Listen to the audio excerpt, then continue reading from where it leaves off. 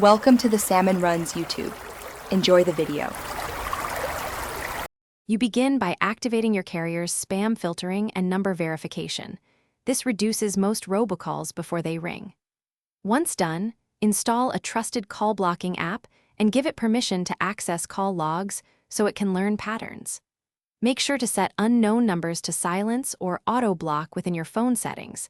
This prevents interruptions, while legitimate callers can still leave voicemails. These first steps cut volume drastically and create the foundation for the more detailed. Now you harden defenses by manually blocking repeat offenders and labeling them for future reference.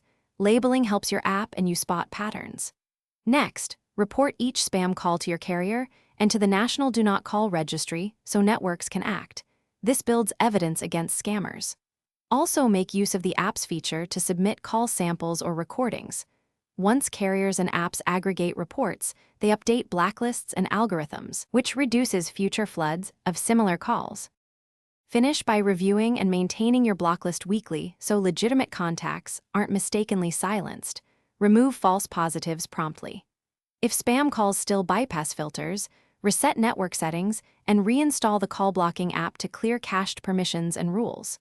Make sure to contact carrier support for SIM or network-level blocking when persistent spoofing occurs, because they can implement upstream filters. If nothing works, the key troubleshooting tip is to temporarily forward calls to voicemail and examine headers for reporting evidence before escalating.